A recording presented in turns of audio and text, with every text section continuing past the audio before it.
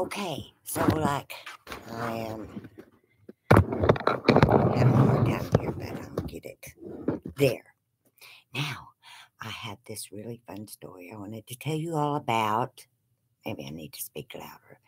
But anyway, um, I wanted to tell you a long story, probably over a period of weeks that you'll get to hear it. But it's about siblings and how fun we are.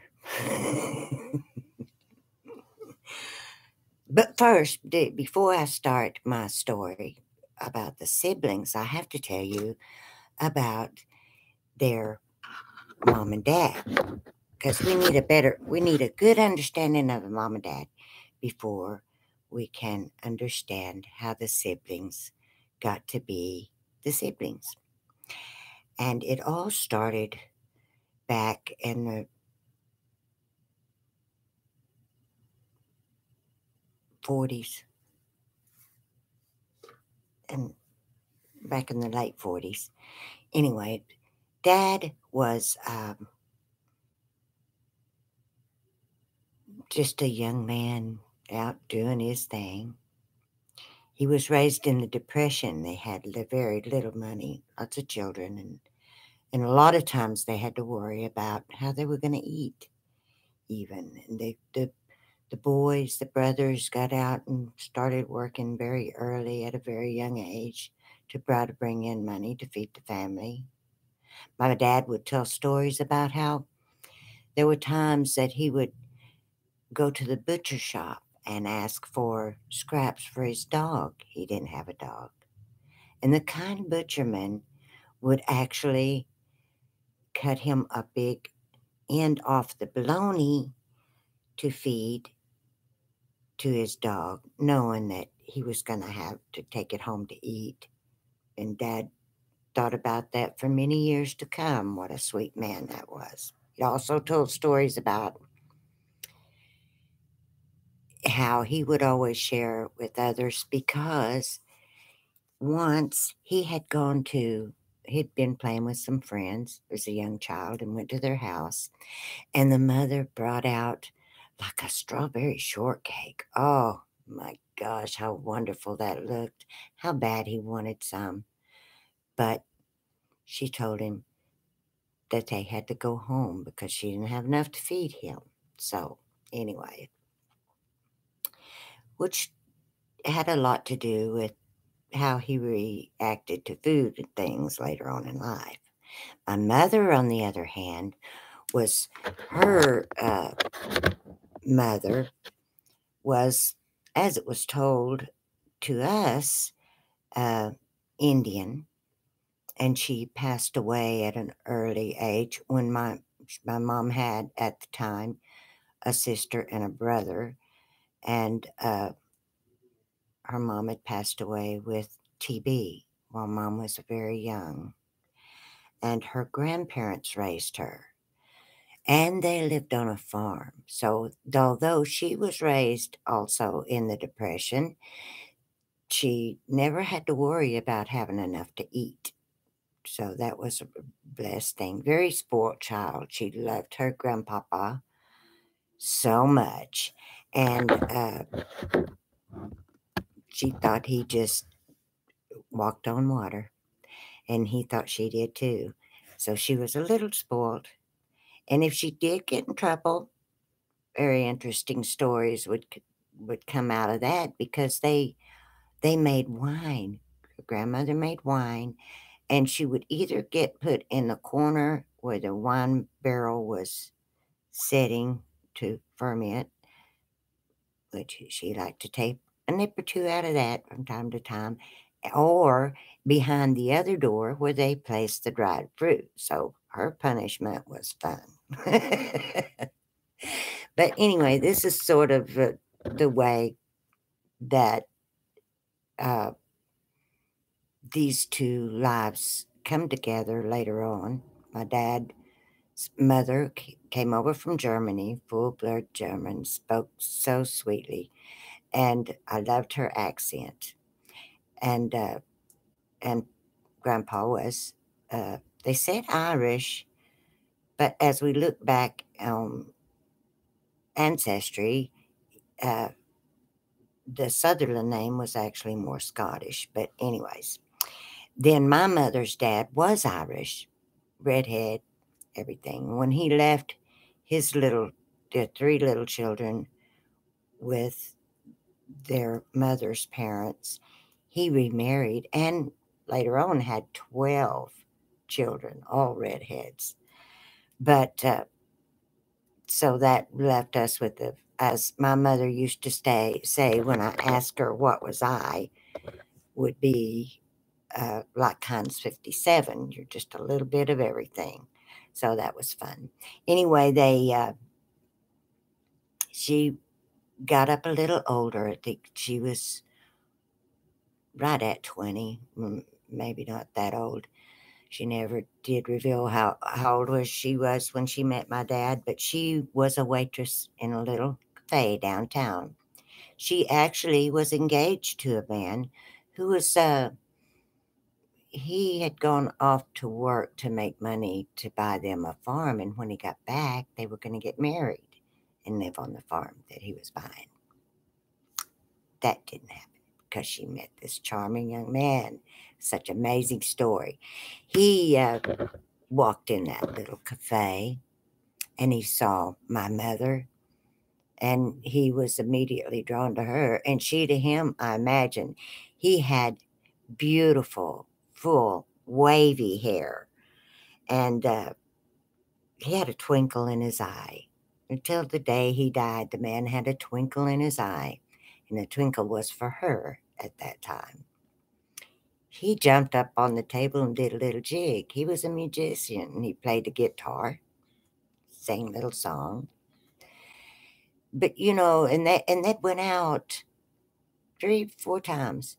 Maybe she had known him for 3 weeks, I believe she said later on, which this story she did not tell us until uh, years later. Many years. She didn't want us girls doing the same thing she did. But so here's the thing. She wanted to go to a dance. He'd stopped to get her. She only knew him as Dub. That's what all the other guys called him. She didn't know what his real name was. And he's going to take her home from work. She wanted to go to a dance. Well, knowing her mama and papa wouldn't allow that, they were pretty strict.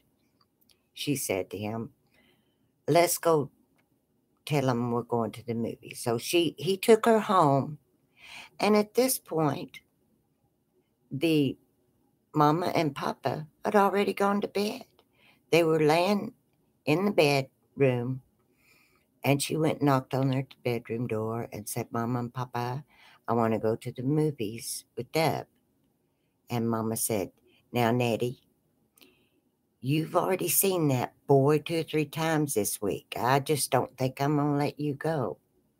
So she turned tail, went and got back out in the truck or car, and she told Deb, you go tell them that we're going to get married.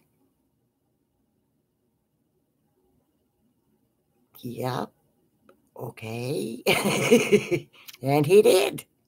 He got right out of that car, marched right up to that house, walked right into their bedroom, and told them, me and Eddie's going to get married. And they said, well, if you can deal with her, you can have her. Something to that respect. I'm not going to tell you that all these stories I'm telling you are going to be right on perfect, because I really wasn't there. But when the story was told to me, that's kind of the impression I got, that that's what it was. So they did. And because they were both underage, so I don't imagine she was in her 20s yet, they went across the border because they were both living in West Texas. And so they went across the border, New Mexico, old Mexico, and got married. And there they continued from there on. And were eventually married for 60 some odd years before my mother passed away before my dad. But in the meantime, he worked in the oil field. And it had several other different jobs. I can tell you some story about those later if you're interested and you want to continue watching my streams, because some of those were pretty interesting. It was kind of a wild one, my dad was. And although my mom was a little straight laced, she was a little wild herself and a very interesting character. You'll hear more stories about her later on. But so they got married, and then they had a little girl, eventually had their first little girl. One name, no middle name. And oh, she was just the most cutest thing you ever seen. Little chunky, beautiful little girl, and they enjoyed her so much. But mom, she didn't ever put her down on the floor. She never crawled because she was always kept so clean and pristine. Was worried, how first moms are. But she eventually did walk, and she's the boss of us all now. And our little caretaker over many years of us growing up. She was a fantastic, and still is a fantastic woman. And then a few years later, a couple of years later, she had a little boy. Beautiful little boy. My dad was out of town. As I said, he worked in the oil field. So he's out of town. I can't seem to get this all looking right, but eventually we'll have a good video going. Maybe by the time I'm,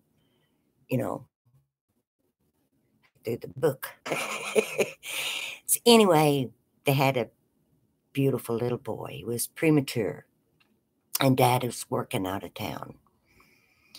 And Dad wasn't there for the delivery. I failed to mention that he was there and helped deliver my oldest sister, Fran. He was always there if he could be. That was one thing men didn't really do in that day, but he did. Anyway, Joel Ray was premature, and he passed away at 9 days old. Tormented my mother for years because she didn't ever even get to hold him. And she always felt like if she had just got to hold him in her arms, she could will him back, willing healthy and back to life. But it wasn't to be. And so there was that early tragedy in their life. And then along came another little girl weighing 5 pounds, 3.5 years younger than the oldest girlfriend. No, just 3 years, sorry. Anyway, she weighed 5 pounds, and they put her in a shoebox and she slept in a dresser drawer, was the stories I heard. She never did grow very big. She was always kind of not tall. I don't like the word short, but I'll say she was not tall. And she was never very big till she got older. But so now they had 2 children. And Dad continued working in the oil field. And they just continued traveling along. My mother never believed that they should be separated, where some men would go and rent a room and stay until the job was done and come back home. We packed up everything, even eventually when we were 5 siblings. We packed up everything and went where he was. And that's how that went. But boy, she turned out to be a heck of a packer too. But anyway, so here she is with uh, two daughters and with the loss of a son. So 3.5 years later came the other sibling, and she was just awesome, just the most beautiful little thing. As the years went on, the second, me, and Deb, which there was a third, were inseparable. Sometimes thought we were twins. Oh, the adventures we had, I can go on, baby. We didn't like to be apart ever. Uh, she was the more logical of the two. I was the more whimsical. I think whimsical's a good fit for what it was. I would just roam off. At 3 years old, I'd roam off, go hunting for someplace to play. I don't know how many times I got lost. Somebody had to come bring me home. I worried my mother terribly. But anyway, then it wasn't just around 2 years when, praise the Lord, they got a boy. His name was Russell. Oh, I'm telling you, he was the cutest little thing you ever saw. And we all thought he was just the greatest. We dressed him up as a little girl, though, because that's what we knew. Put a little purse on his arm. He's about 2 years old, little dress and a purse, hat on his head. We took pictures and had the greatest time with him. Oh, he was a hard-headed little, bull-headed little thing. Yeah, he would get mad at you and go and run at you. And when he took off, we'd grab the back of his pants and pull him down, show his butt, and oh man, he would be pissed off. Yeah, that's when he'd run at you like a bull, and you better leave. Anyway, that was fun though for us. And him and Deb fought like cats and dogs. My mother would say, "Get over here in the corner and hug each other and stay there with your arms around each other till you both say, you both say, I'm sorry, and I love you." And so my brother would say it right off the bat. My sister, and to this day, hard-headed person you ever want to know. When she's right, she's right. If she don't feel like saying I'm sorry, she's not going to lie about it. Very truthful woman, by the way. Trust her with my life. But, oh, hold on. I'm getting a knock on the door. Hold on. Hello? Yeah? Oh, is it working? Good for you back there? I'm doing a live video. Oh, I'm sorry.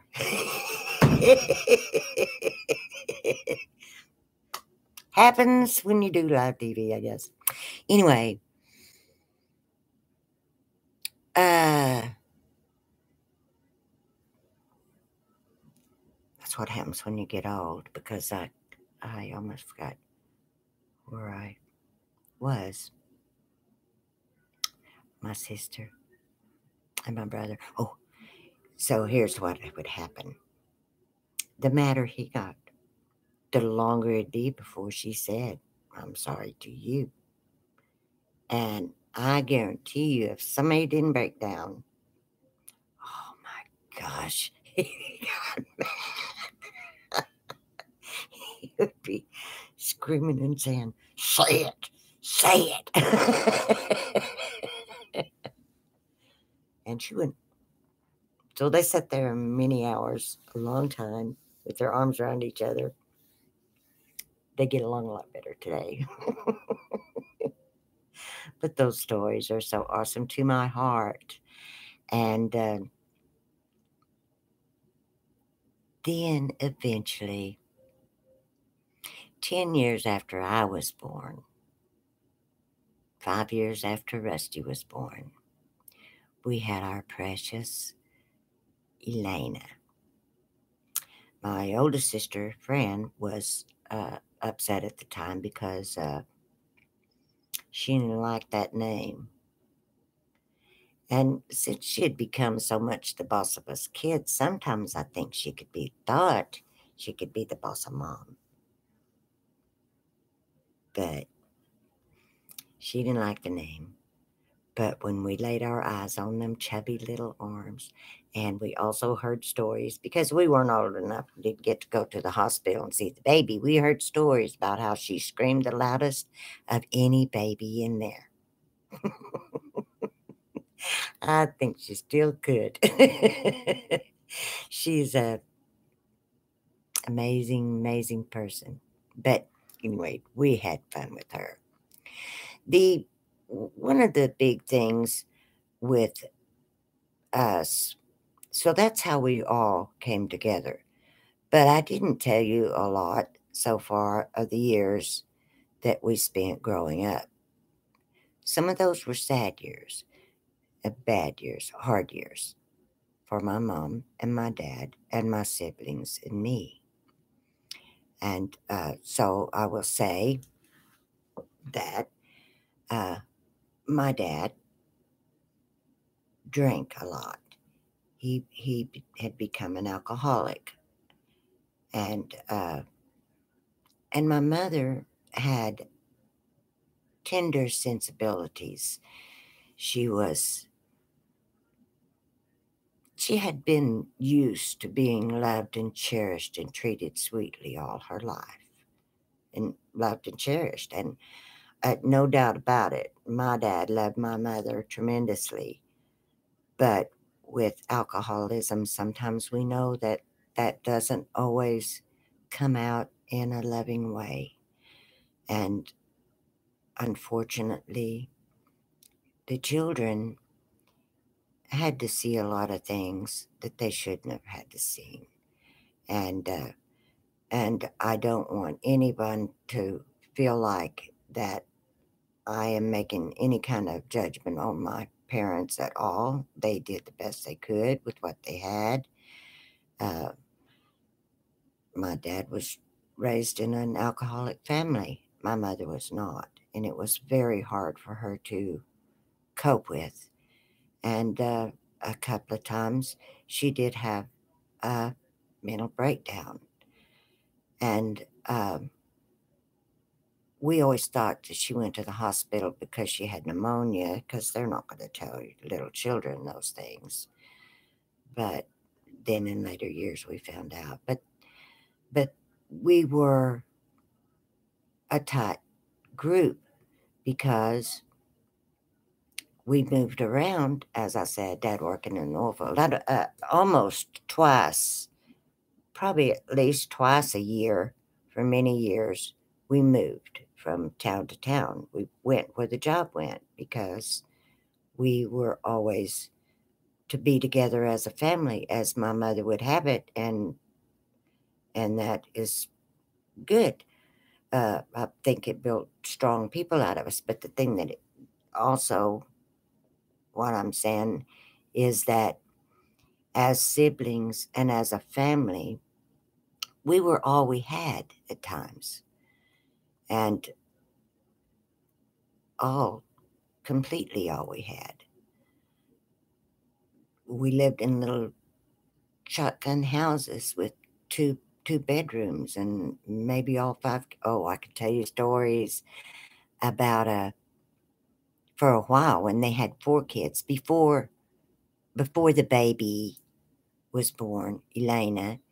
We had a trailer that would now actually be more like a camper trailer, but it was people lived in them back then. It was called we called it an 8 wide trailer. I don't know how long it was, but I can tell you that 8 feet wide is not very long. I do know it only had two bedrooms and eight 8 feet wide. So yeah, it was. I don't know how my mother did it, and we Dad would finish a job, and we would just tie down everything in the trailer, hook it up to the vehicle, and go on to the next place. And eventually, we didn't have that anymore, and we would just rent small cheap houses, sometimes little shotgun houses with one, maybe two bedrooms. One one time when we lived in Hennessy, it was a one bedroom, but the living room was large, and mom and dad had a bed in there. But yeah, we had, and so we didn't have close relationships at school or with friends. We would make friends, but then we'd have to leave friends. So, and Fran almost became our mother because mom was under so much stress and worry that she was, and like I said, I believe she had sensible uh, tendencies. It was hard for her to deal with some of the things that she had never really had anything rough going on in her life, so she hadn't built up to the fact that her life might be a little hard. And then she'd lost her baby boy, which took an awful toll on her. Terrible. So she was always, if one of us got misplaced or something, she would just fall apart. And so we had friends who we went to. But it was it was wonderful, but in a way, and sad in a way. But so I'm not trying to say that uh, because life was rough and that sort of thing went on, that we couldn't grow up to be healthy and dependable and happy human beings. We were happy. We loved each other, all of us, and but we built up such a bond that is just not to be broken at all. And anyway, that is the first part of my story. It's the background part of my story. The rest of my story will be some of the adventures me and my siblings had as we was traveling from here to there. And obviously, as you've probably figured out by now, we didn't have a lot of adult supervision. So you could probably wonder what we would get into and what we didn't get into either. We were actually good kids, but we were full of mischief and fun and enjoyed a lot of wonderful adventures. And that I would love for you guys to follow along with me on the adventures. And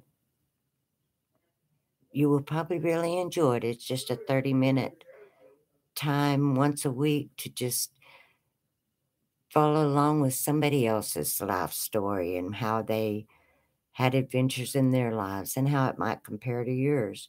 You never know. We might be all alike in the end. I love you, people. Tune in to me, and we'll have fun together for 30 minutes on Sunday afternoon, Saturday afternoon. Sorry. That's what happens when you get old. Thank you. Now I don't know how to shut it off. Oh, right there.